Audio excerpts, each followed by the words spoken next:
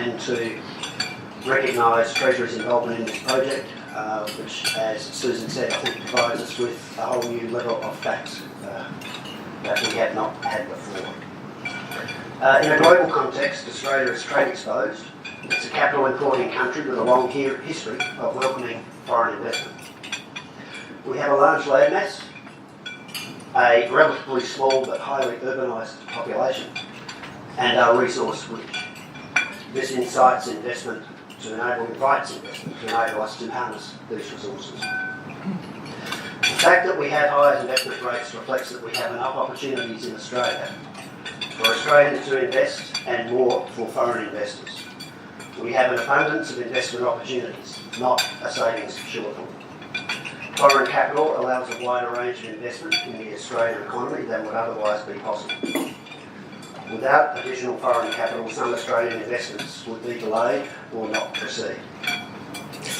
This increased range of investments in domestic assets and businesses, along with potential for greater access to foreign markets for Australian businesses which are funded by foreign capital, can translate into increased competition, capital formation and job creation. Whilst foreign investment has played an important and beneficial role in the Australian economy and will continue to do so, the benefits of foreign investment are dispersed and often not obvious to the community more broadly, but we would definitely notice its absence.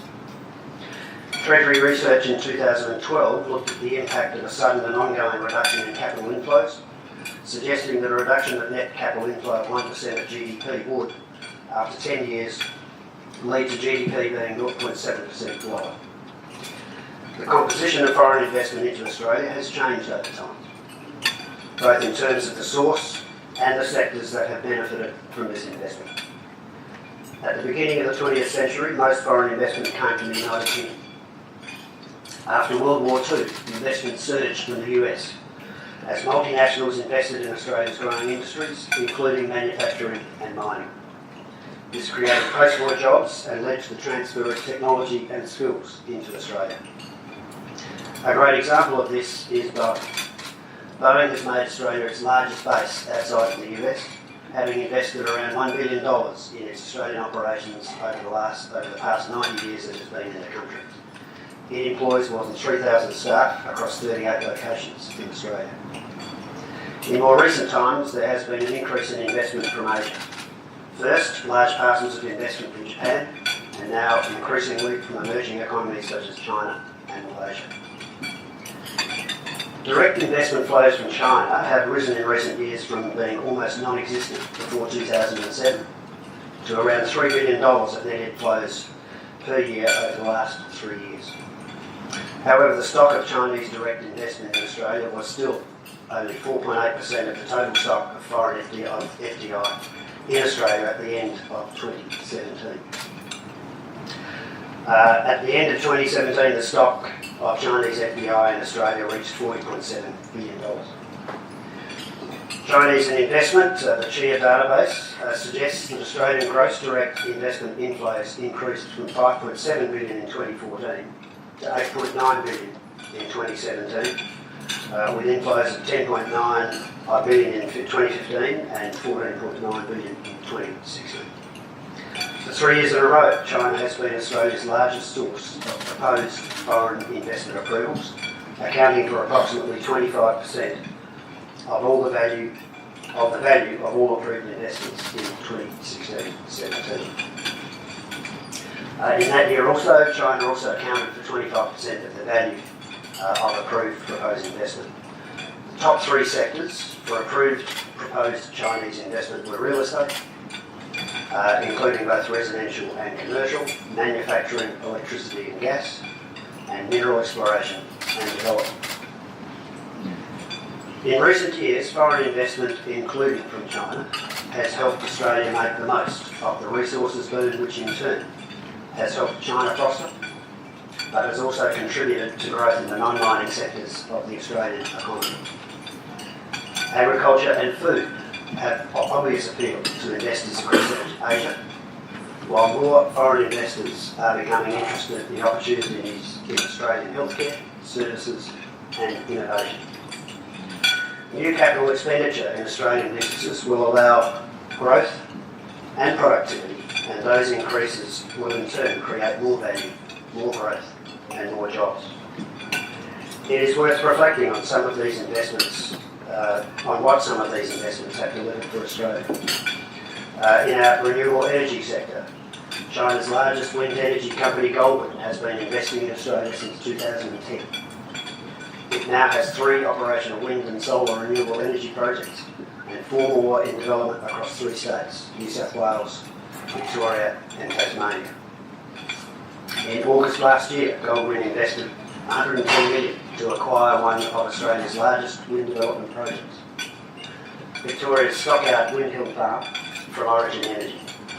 In April this year, Goldwind helped attract China's largest energy engineering company, Power China Resources, to take an 80% stake in the new 150 megawatt Cattle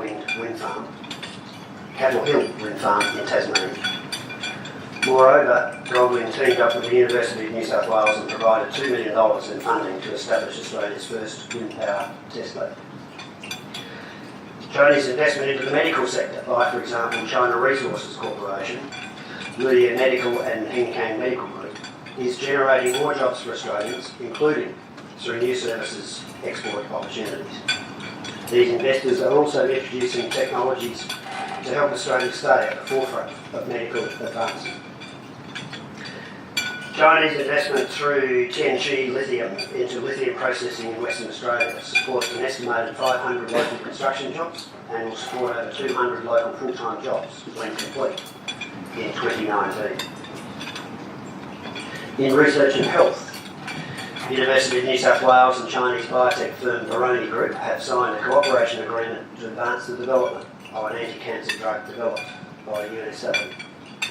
The investment will help fund clinical trials to explore the prevention and treatment of diseases in patients in early stages.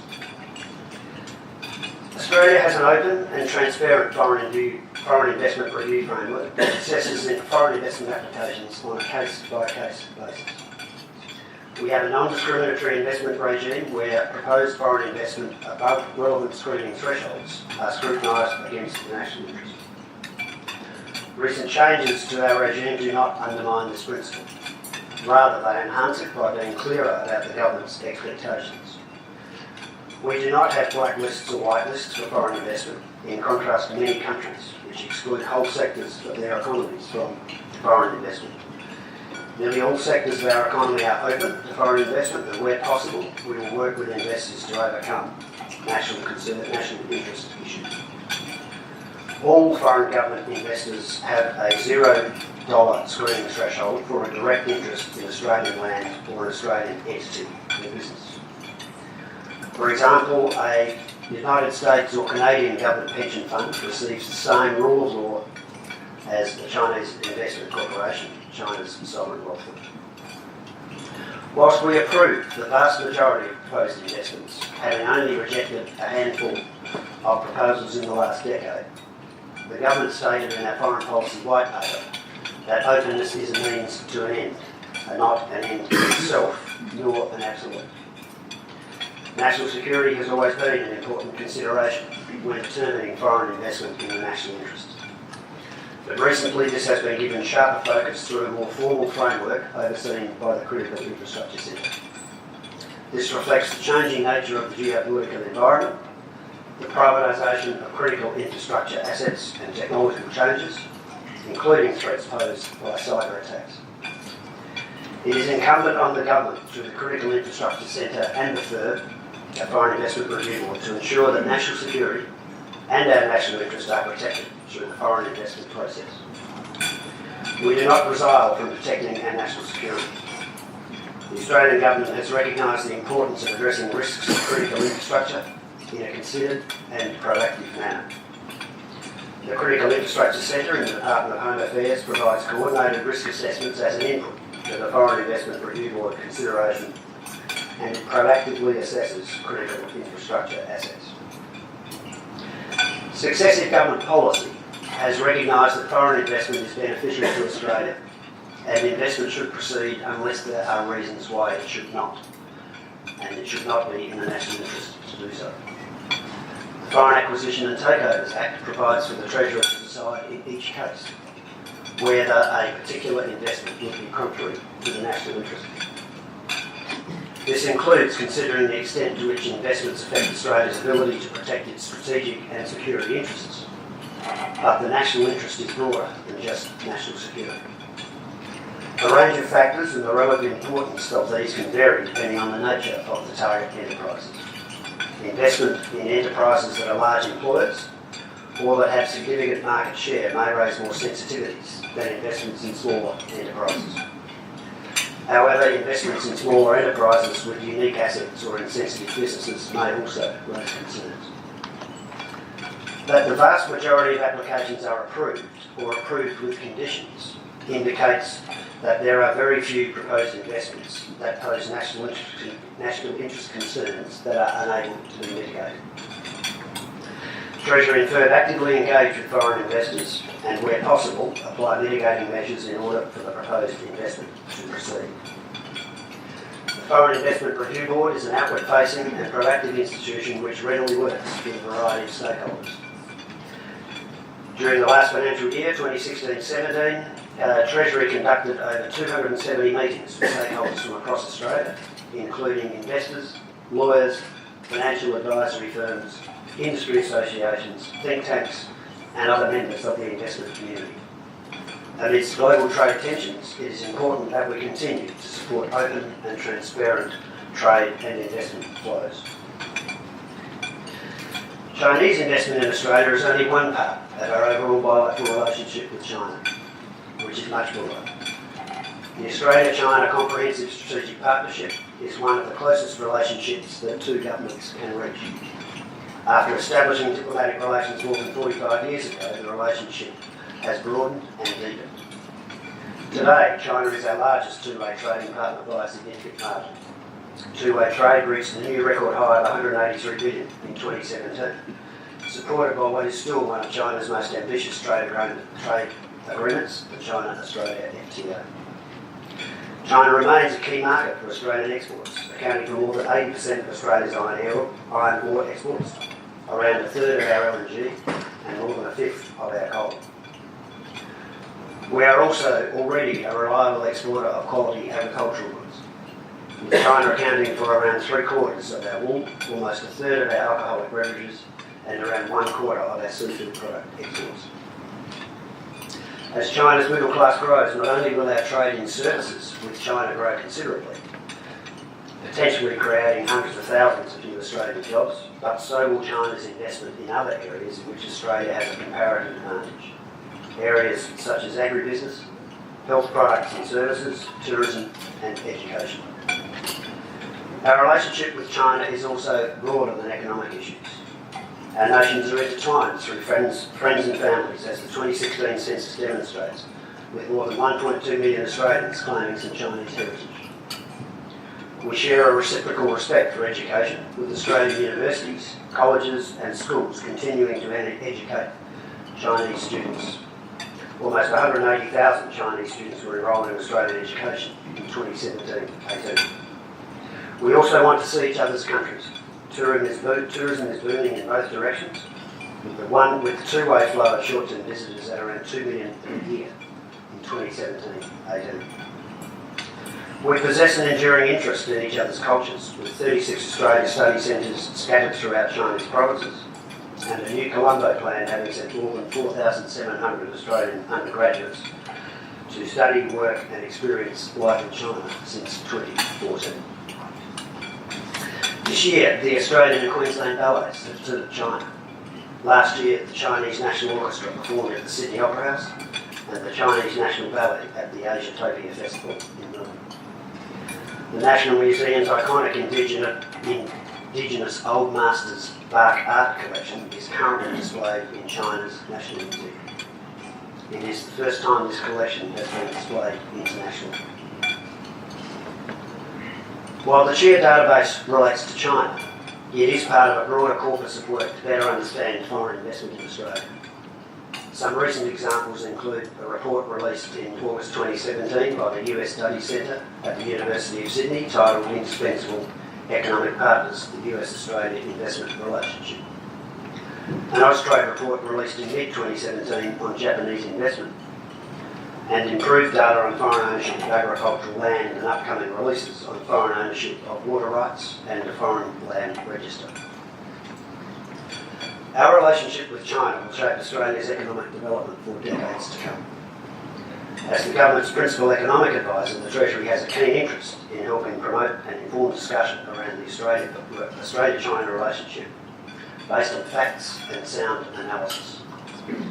The CHIA database will give us better information on the sectors in which Chinese investment is flowing into and allow us to better explore the benefits of greater Chinese investment in Australia.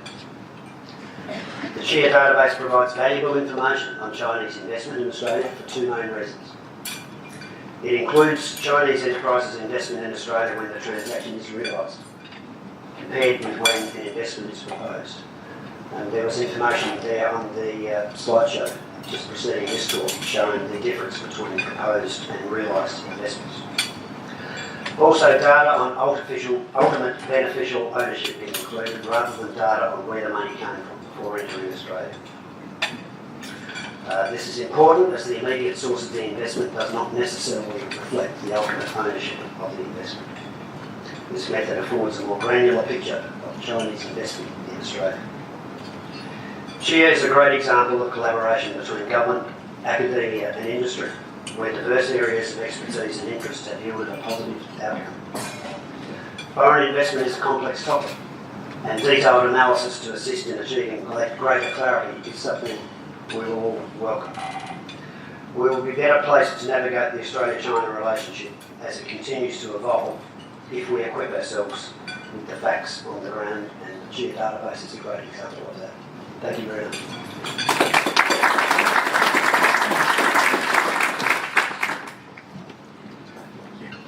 Thank you, Philip, for the very interesting remarks. So Philip's very kindly agreed to give us a few moments, you can grab a seat if you like, a few moments to do questions and answers from the floor. So if anybody has any questions, perhaps you can just put your hand up, let us know your name and organisation that you represent, and we'll get Philip to answer your questions. So we've got a lady over here. We'll just a moment, we'll get a microphone across to you. Alison Airy from the Australia-China Business Council in New South Wales. I was just very interested in the difference between the approved investments and the realised investments, and I wondered whether you had any insights as to why the difference between the two. It was quite a considerable difference.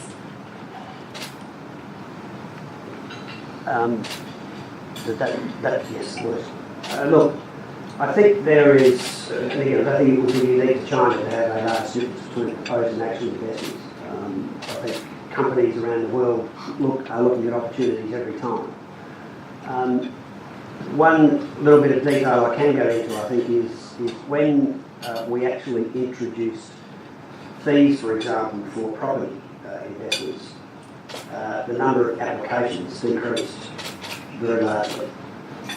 So again, I think, again, as an economist, price gives you a lot of indications of things, and once you actually apply the price, there was a much more sober look, I think, at sitting in or handing in applications for everything rather than just the ones that you're really interested in.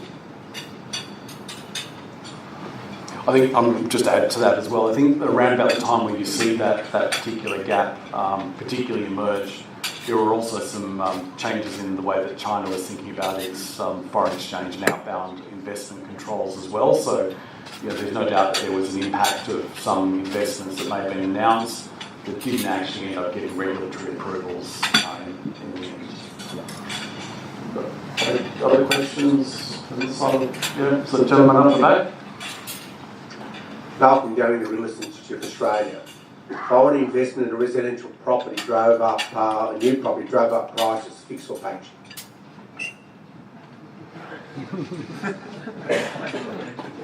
The dreaded one-word answer. Look, I think in all of this, I think you can't give a one-word answer. I think you have to indicate all the measures that affect demand and supply. As Andrew pointed out, there have been restrictions, I think, on capital investment out of China. There have been macro-prudential measures in Australia. There have been impacts by the actual banks themselves on financing. So I don't think you can attribute any one factor to a particular factor. I don't think you quite answered my question. It's not a trick question, but the percentage of foreign investors that purchased new residential property, particularly in Melbourne, Sydney, Brisbane, I think was overplayed from our research in the newspapers, which tended to drive a bit of xenophobia to a certain extent. But from the Reserve Bank's point of view, you would have had a laser vision on that, I'm sure, from the government. If you give any insight as to your or the Reserve Bank's opinion, did it drive up prices, or as a percentage, was it self-managed super funds, or was it the investors? Did you have a close look at that? Look, I think I'm going to be very clear on this. I'm not speaking here as a member of the Reserve Bank Board. The spokesman for the board, the governor, and what he puts out. Look, just to make it, again, I don't think I will directly answer your question, but to make a few points.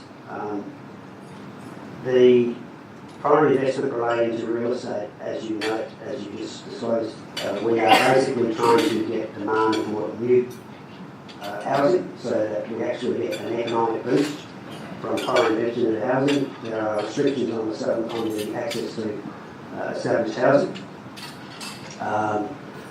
And as you say, I think the reporting of foreign ownership, again, I think sometimes can get a little ahead of itself, but again, I'm not going to draw out one particular factor. There are a range of things that apply to the many and distinct real estate markets in Australia. Again, I think they can look at it as one homogenous market, which is not. And I think there were supply issues that have been related to developers and locations of apartments. So I'm not going to get into a complete dissection of all the factors that affect supply and demand. Okay. Lady down the front here. Wishing from Caixin. Just like you elaborated, there are ups and downs between the between the Australia-China relationship, and now is not the best moment. What would be the priorities you would suggest to improve the Australia-China relationship? So also, what would you suggest to be the priorities for your Chinese counterparts? I think that's probably more a question for the Foreign Affairs Minister and the head of her department. But look, a couple of things which I think public officials can point to. One is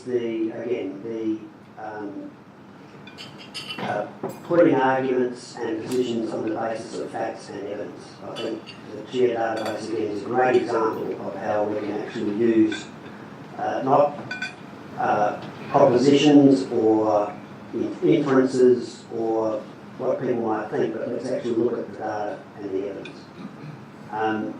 Secondly, I think every country around the world protects its national security and national interests. I don't think Australia has a unique position there.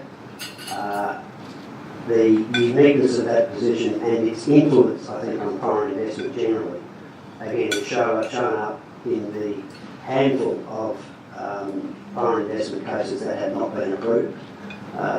The vast majority of foreign investment cases in Australia get through. So we are a capital importing nation. We are a medium-sized trade-exposed nation. We need to continue foreign trade and foreign investment in this country. I think also that we, as a medium-sized trading nation, also would put to all countries, I think, that we and other countries should respect the rules-based order that applies to trade, and that we should all seek to have solutions to problems that are WTO consistent, and that, in Australia's point of view, in our situation, is very important. We have great trading and investment relationships with the US and China and other countries. and I think we just need to go forward based on facts, evidence and respect for each other.